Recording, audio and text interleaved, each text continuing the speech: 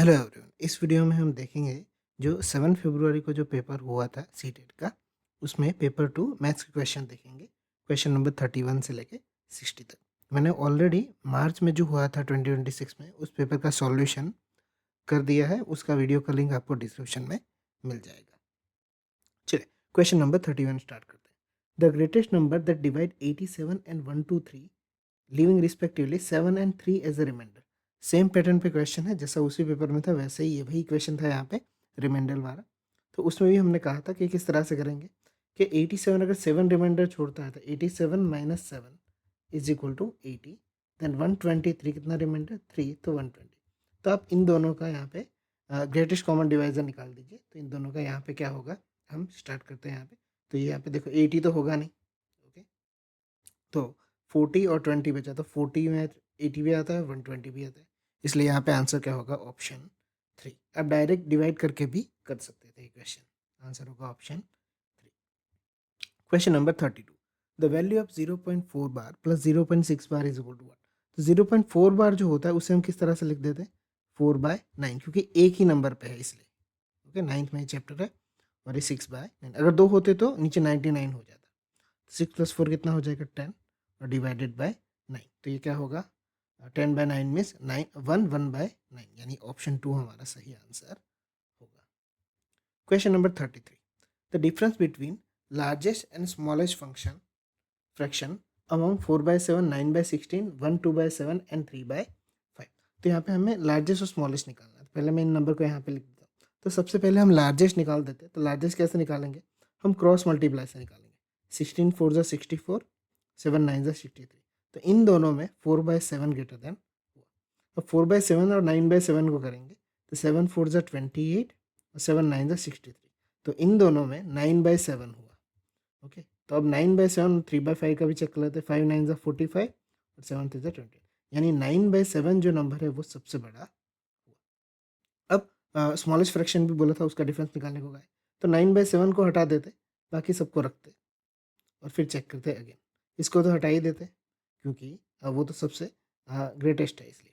अब चलो यहाँ पे 16 4 ज़ा 64, 7 9 ज़ा 63। तो इसमें छोटा कौन सा हुआ 9/16। अब इसको 3/5 से कन्वर्ट करते कंपेयर करते। 16 3 ज़ा 48 और 9 5 ज़ा 45। सबसे छोटा कौन सा हुआ 9/16। अब इसे हम डिफरेंस निकालते हैं इन दोनों का। तो 16 9 ज़ा 144, 7 9 ज़ा 63 और नीचे हो जाएगा 112। तो यहाँ पे देखो 112 में एक ही ऑप्शन है, वही होगा आंसर। यहाँ पे 1 और 14 में 6 जाएगा 81। 81 डिवाइडेड बाय 112, यहाँ पे आंसर होगा ऑप्शन 2। चलिए क्वेश्चन नंबर 34 देखते हैं। The digit at unit place at square of number is 2 more than the digit at unit place of that number. देखो इस चीज़ को अच्छे से देखना, एक क्वेश्चन थोड़ा कॉम्प्लिकेटेड हो सकता है। यहाँ पे क्या कहा है कि स्क्वायर ऑफ अ नंबर, वो नंबर में एक्स स्क्वायर ले लेता हूँ, वो उसी नंबर से ये यूनिट डिजिट के प्लेस में x+2 होना चाहिए। अब इसको समझते हैं थोड़ा अच्छे से। हर एक ऑप्शन को ले लेते हैं। जैसे कि 4 है, ओके। तो 4 जो है वो कैसे बनता है, 2 का स्क्वायर इज इक्वल टू ये जो स्क्वायर आया वो 2 + 2, तो ये 4 बन रहा है। इस तरह से 6 का देखो, तो 6 जो है वो किसके स्क्वायर के पीछे आता है, 6 4 के स्क्वायर के पीछे आता है। 4 का square is equal to x की जगह पे 4 है तो 4 + 2, तो वो 6 हो गया। तो 4 का स्क्वायर भी 16 था, ओके। यहाँ 2 का स्क्वायर तो 4 ही था, तो एक डिजिट में इतना पता नहीं चलता, पर 16 में देखो पीछे 6 ही आ रहा है इसलिए। तो उसी तरह से 9 देखो, तो 7 का स्क्वायर देखो, तो 7 का स्क्वायर 7 + 2 इज इक्वल टू 9 होता है। 7 का स्क्वायर क्या होता है 49। तो देखो लास्ट डिजिट मैच हो रहा है, यही ये क्वेश्चन कह रहा है। इसलिए ये तीनों ऑप्शन सही होते हैं। जबकि 5 देखो तो 5 का स्क्वायर 25, किसके पीछे 5 आता है, सिर्फ इसके पीछे ही आता है, ओके। तो 5 + 2 ये कितना होगा 7, बट 5 का स्क्वायर कितना होता है 25। तो इसमें जो ये लास्ट डिजिट है वो मैच नहीं हो रहा है, इसलिए यहाँ पे पूछा था कैन नॉट। तो इसलिए आंसर होगा यहाँ पे option 2। Question number 35। If 2a multiply a then b 2a। तो यहाँ एक एक करके हम ऑप्शन रख देते हैं यहाँ पे, तो ईजी रहेगा यहाँ पे। तो a इज इक्वल टू 6 लिख लेते पहले, और ये 6, तो 6 6 ज़ा 36, 6 2 ज़ा 12 और 3 15। तो बीच में तो 2 आना चाहिए था, ये 5, तो ये ऑप्शन क्या है। a इज इक्वल टू 1 रख के देख लो, 1 1 ज़ा 1, 1 2 ज़ा 2, बीच में 2 आ रहा है तो a इज इक्वल टू तो 1 आ गया, और b इज इक्वल टू 6 आना चाहिए, जो कि यहाँ पे आगे 6 नहीं आ रहा है, ये ऑप्शन भी गया। ए इज इक्वल टू 1 रखो अगेन, और बी इज इक्वल टू 5, तो वो भी नहीं आ रहा है, तो एक ही ऑप्शन बचा, वही होगा, पर मैं चेक करके आपको बता देता हूँ। 5 5 ज़ा 25, 5 2 ज़ा 10 और 12। ओके, तो बी इज इक्वल टू 1 आ गया, 2 बीच में है, और ए इज इक्वल टू कितना है 5। तो यहाँ पे आंसर होगा option 4। Question number 36, a minus b is equal to 11 by 5 and ab is equal to 3 by 4, then one of the values of a plus b, one of the values क्यों कहा है यहाँ पे, क्योंकि इसकी दो वैल्यू निकलेगी। अब देखो कैसे, तो आप a प्लस बी के स्क्वायर को और a माइनस बी के स्क्वायर को कंपेयर करो। अब इन दोनों को मुझे साथ में लिखना है, ठीक है, मुझे वैल्यू फाइंड करनी है a प्लस बी की, पर इसको मैं इक्वल कब बता सकता हूँ, तो a यहाँ पे क्या होता है, a square plus 2ab plus b square होता है, यहाँ पे ए स्क्वायर माइनस 2ab होता है। तो अगर मुझे बैलेंस करना है तो मुझे 4ab प्लस करना पड़ेगा, ताकि वो इसके जैसा ही दिखेगा, a square plus 2ab plus b square. A minus b का हमें दिया हुआ है 11/5 का स्क्वायर हो जाएगा, प्लस 4ab, तो ए बी कितना दिया हुआ है 3/4, इसे प्लस कर देते, डिवाइड कर देते, 1 to 1 डिवाइडेड बाय 25 हो जाएगा square into 3, 25 3 is 75, 1 to 1 plus 75 divided by 25। Okay, तो इसे हम प्लस कर देते हैं 6, 12 और 7 19 हो जाएंगे। तो इसका आंसर क्या आएगा, यहाँ पे स्क्वायर था ना, तो प्लस और माइनस यहाँ पे होगा 14/5, क्योंकि 196 का स्क्वायर रूट होता है 14 और 25 का 5, 14/5 किसका आंसर होता है यहाँ पे, तो 5 2 ज़ा 10, 10 प्लस और 14/5, यहाँ पे आंसर होगा ऑप्शन 2। इसलिए वन ऑफ द वैल्यूज का है कि एक पॉजिटिव में आती थी और एक नेगेटिव में। चलिए क्वेश्चन नंबर 37 कर लेते हैं यहाँ से। तो इसे तो हमें सॉल्व ही करना पड़ेगा। 7x minus 1 divided by 4 minus 3 2 ज़ा sorry 2x bye 3, minus minus क्या हो जाएगा प्लस, और 1 माइनस एक्स डिवाइडेड बाई 3 2 ज़ा 6 हो जाएगा, सामने 10/3 है। अभी और इसे हम करते हैं मल्टीप्लाई, तो देखो 6 3 और 4 का एलसीएम क्या निकलेगा 12 निकलेगा, तो यहाँ 4 के साथ 3 को मल्टीप्लाई करेंगे, 3 इंटू 7x माइनस 1, माइनस 3 के साथ हमें 4 से मल्टीप्लाई करना पड़ेगा, क्योंकि एलसीएम हमें लेना है, इसलिए 2 4 ज़ा 8x प्लस यहाँ पे 2 से मल्टीप्लाई करना पड़ेगा, 1 minus x is equal to 10/3, और सब के नीचे क्या आ जाएगा 12, 3 7 ज़ा 21x माइनस 3, 3 1 ज़ा 3, माइनस 8x प्लस 2 1 ज़ा 2 और माइनस 2x, नीचे 12 हो जाएगा, सामने 10/3, 3 4 ज़ा इसे कट कर देते, थोड़ी आसानी रह जाएगी, 10 4 ज़ा 40। चलिए 21 में से 8 जाएगा तो यहाँ पे कितना बचेगा 13, और 13 में से भी 2 जाएगा तो 11x, और माइनस 3 प्लस 2 माइनस 1, तो यहाँ पे क्या होगा 11x is equal to 41, x is equal to 41/11 होगा, तो उसी को हम यहाँ पे रख देते हैं, 11 into 41/11 plus 21 divided by 2, 11 11 cancel हो जाएगा, 41 प्लस 21 कितने हो जाएंगे 2 और 62 डिवाइडेड बाई 2, तो आंसर आ जाएगा 31। यहाँ पे आंसर होगा ऑप्शन 3। चलिए क्वेश्चन नंबर 38 देखते हैं। 5 2x माइनस 4y प्लस 6, और यहाँ पे 2x माइनस 4y का ही स्क्वायर दिया हुआ है और माइनस 6, तो यहाँ पे इस क्वेश्चन में थोड़ा एरर है, दो ऑप्शन सही है, तो उन्होंने आंसर की में भी दिया है, तो इसे ऐसे देख लेते हैं कुछ, 5 और 2x माइनस 4y को मैं p ले लेता हूँ, तो 6, और ये जो 4x square plus 16y square minus 16x, तो ये वही है 2x माइनस 4y का स्क्वायर ही है, यानी ये 6p स्क्वायर हो जाएगा और माइनस 6, तो इसे कुछ इस तरह से लिख ले ताकि हमें फैक्टराइजेशन में ईजी हो।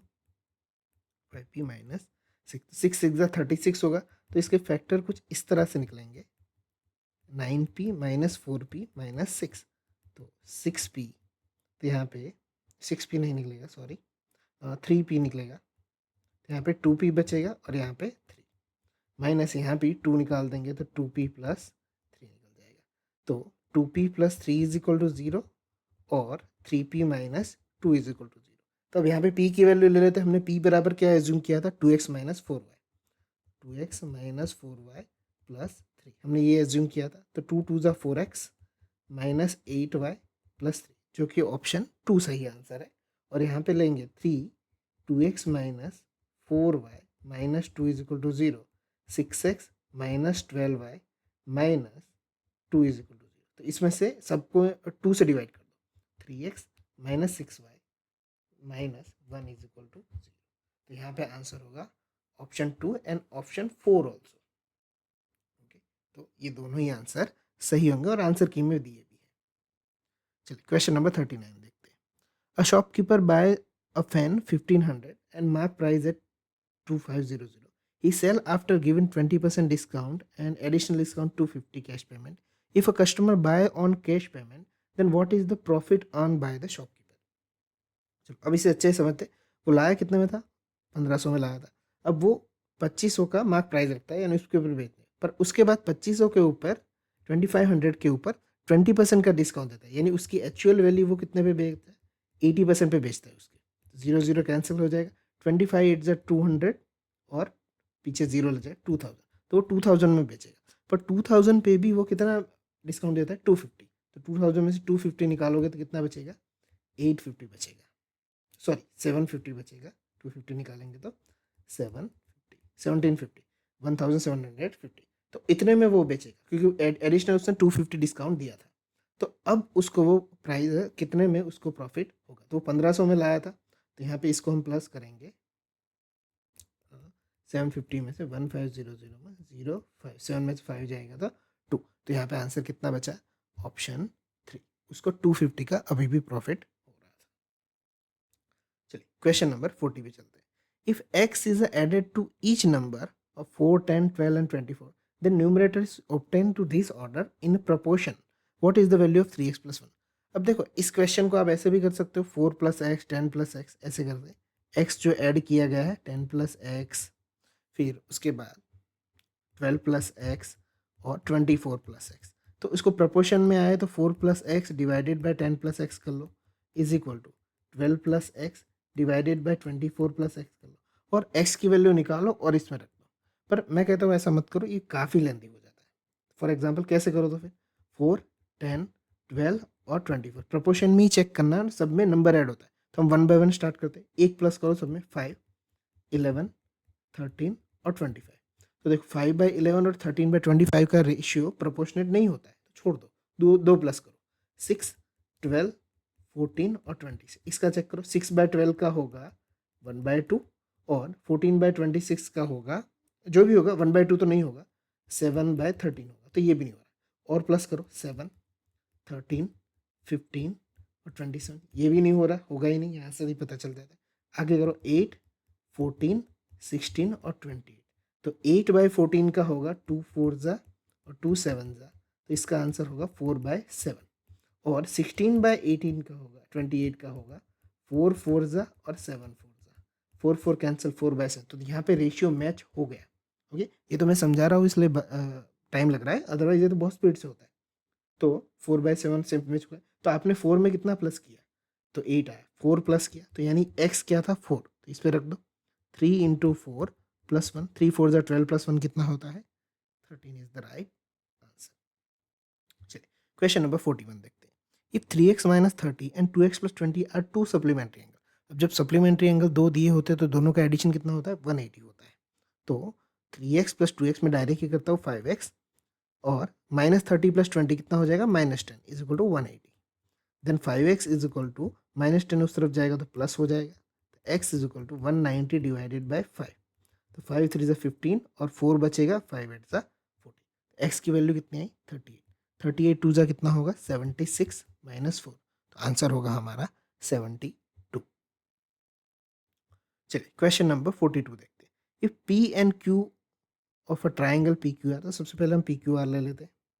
तो p जो है वो पूरा 30 है और q जो है वो पूरा 50 है। ठीक है, अब बाइसेक्टर यहाँ पे ज्वाइन किए हुए, और वो कौन से पॉइंट पे इंटरसेक्ट करते हैं? ओ पे। तो यहाँ पे 30 का बाइसेक्टर कितना होगा? 50, और 50 का कितना होगा? 25। 30 का 15 और 50 का 25। अब हमें पूछा है 2POQ, तो ओके, तो 25 प्लस 15 कितने होते हैं? 40। तो ट्राइंगल की एंगल सम प्रॉपर्टी के हिसाब से 180 में से 40 निकालेंगे तो ये कितना बचेगा? 140। तो 2 into 140 divided minus by 10, 140 into 2 कितना हो जाएगा? 280 माइनस 10। तो हमारा आंसर कितना होगा? ऑप्शन 3, 270 होगा। चलिए क्वेश्चन नंबर 43 देखते हैं। Which of the following measurement can not form the side of right triangle. Right triangle के लिए क्या होता है? Hypotenuse square is equal to base square plus perpendicular square. अब देखो यहाँ पे पॉइंट में भी मुझे नंबर दिख रहा है, तो मैं हमेशा ऐसा करता हूँ, आप भी वैसा ही करिए। पॉइंट को बाद में लेते हैं, पहले नॉर्मल नंबर ले लेते हैं। तो देखो इसको ले लेते हैं सबसे पहले। 16 का स्क्वायर हो जाएगा 256 और 12 का स्क्वायर हो जाएगा 144 प्लस 20 का हो जाएगा 400। सॉरी मैंने उल्टा ले लिया। ओके 20 का स्क्वायर हो जाएगा 400, बिगर नंबर लेना है। 16 का 256 प्लस 144, तो यहाँ पे 0 0 और 400। ओके तो ये होता है 20 square is equal to 16 square plus 12 square, ये होता है। ओके आगे इसका देख लेते हैं। तो यहाँ पे 16 का स्क्वायर इज इक्वल टू 12 का स्क्वायर प्लस 8 का स्क्वायर। 16 का स्क्वायर कितना हो जाएगा 256, ये 144 प्लस 64, चेक करते हैं 4 और 4 8, ये नहीं होगा और ये 208, तो ये नहीं हो रहा है। तो कौन सा नहीं होगा, तो ऑप्शन फोर्थ ही नहीं होगा। अब ये पॉइंट में है तो कोई भी हो यहाँ पे एक जो है वो सेटिस्फाई नहीं करता, यहाँ पे आंसर कितना होगा 4 होगा। अब इसको भी चेक कर सकते हो, मैं एक करके दिखा देता हूँ। 75 का स्क्वायर क्या होगा 25, 7 8 56.25 इज इक्वल टू 6 का स्क्वायर 36 प्लस 45 का स्क्वायर क्या होगा 2025 यानी 20.25 होगा। तो 256 और 5625 दोनों साइड सेम ही आएगा। तो यहाँ पे आंसर कितना होगा, आंसर होगा ऑप्शन 4। चलिए क्वेश्चन नंबर 44 देखते हैं। Which of the following letter does not have a rotational symmetry.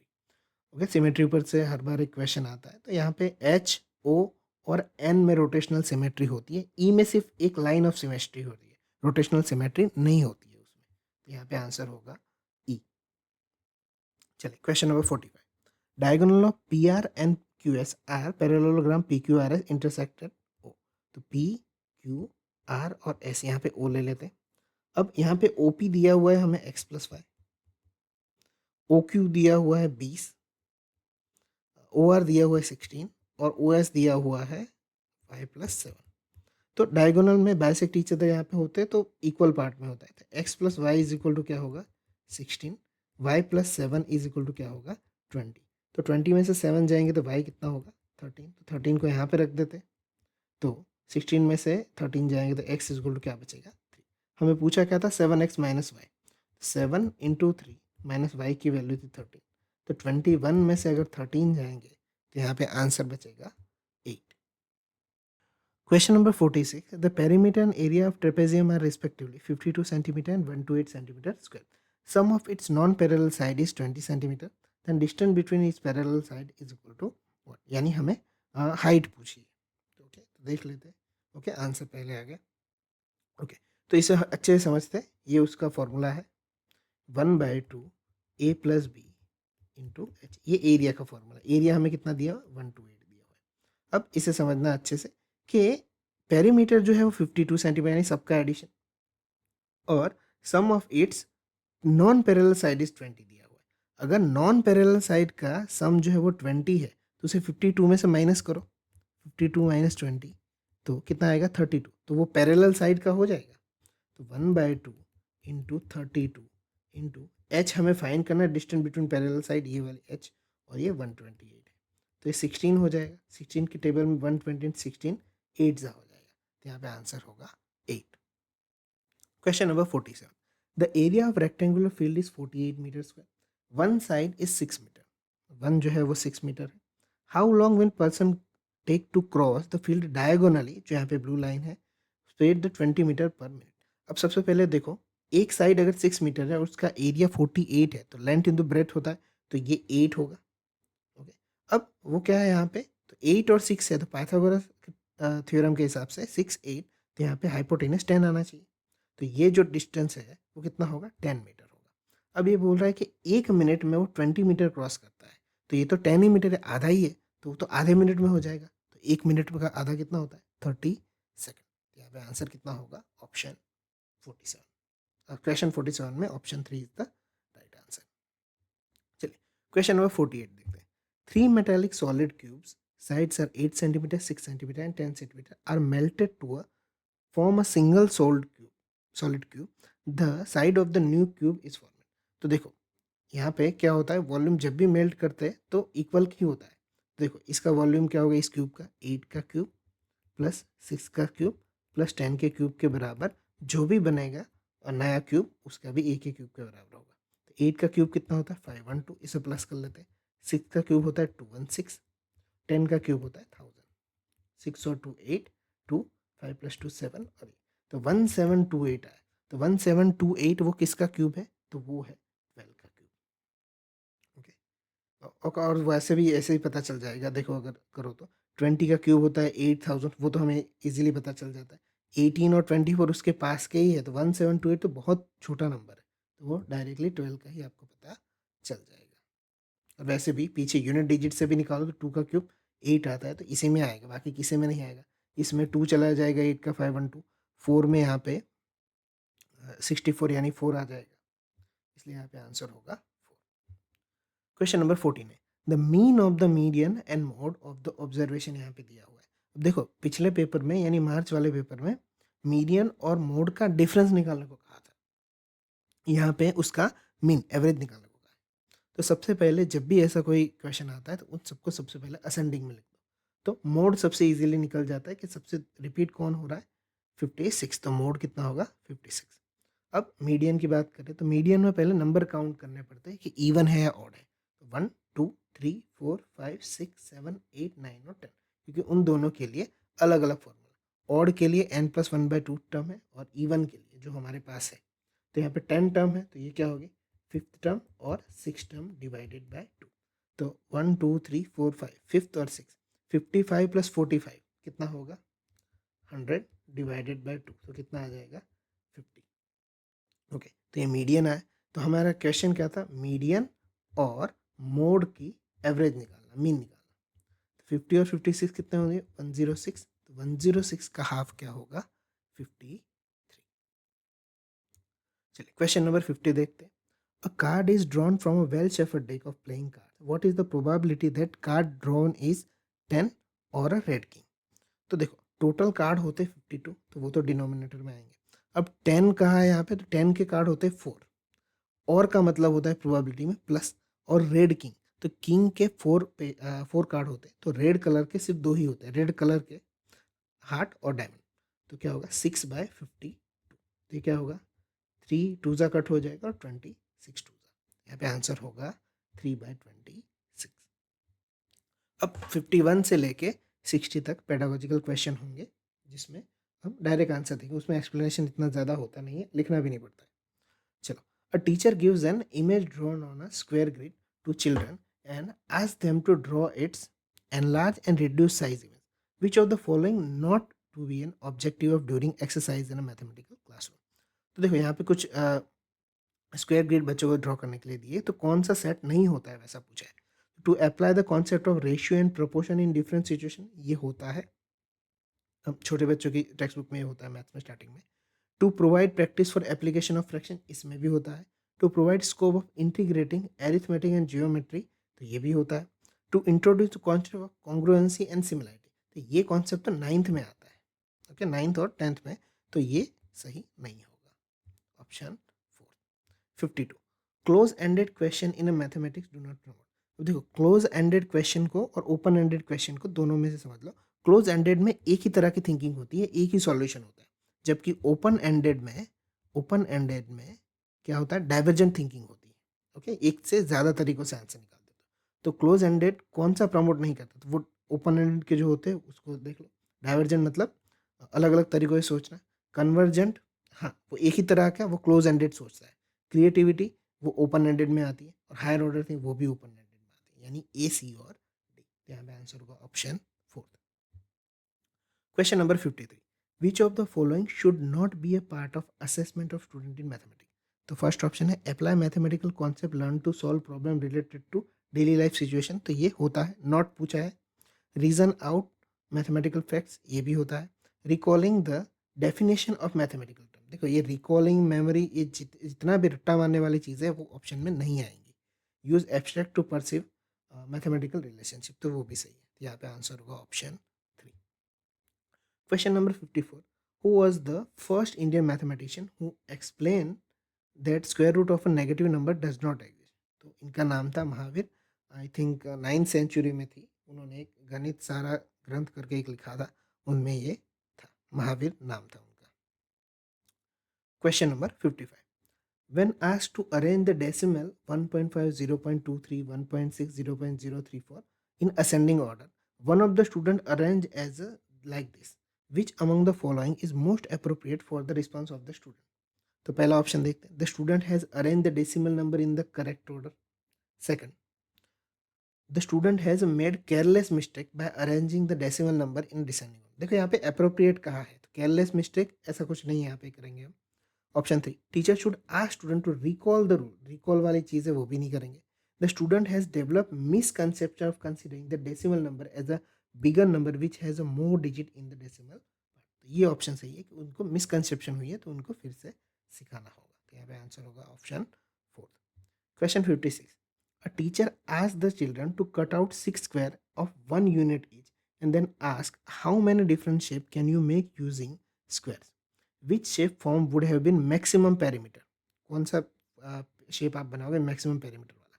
तो लीस्ट अप्रोप्रिएट, सारे ही अप्रोप्रिएट है पर उसमें हमें least appropriate objective of this activity ढूंढना है। तो engage in children in group possible है, आगे देखते हैं। To provide opportunity for developing creativity and analytical skill, ये सही है। To assess the children learning about area and perimeter, ये भी सही है क्योंकि एक्टिविटी के हिसाब से फिट बैठता है। To apply the formula learn in a new context, okay, तो ये भी सही है। तो यहाँ पे ग्रुप वर्क वाला है वो जो लिस्ट अप्रोप्रिएट है। सही सारे है पर लिस्ट कहा था। 57, a children solve an equation x plus 7 is equal 15। तो उसने सिर्फ लेफ्ट साइड माइनस किया, राइट साइड नहीं किया है। तो ये इसके लिए रेमेडियल स्ट्रेटेजी क्या होती? Give a lot of problem on solving equation to the child, तो नहीं, सारे बहुत सारे क्वेश्चन नहीं दे देने। Explain problem in a simple language to the child, possible है, आगे देखते हैं। Explain the concept of equality using alternate method. And last, ask the child to solve the same question on the black board. तो यहाँ पे answer होगा option 3 कि जो इक्वालिटी का कॉन्सेप्ट है उसे कोई अल्टरनेट मेथड से सिखाया जाए।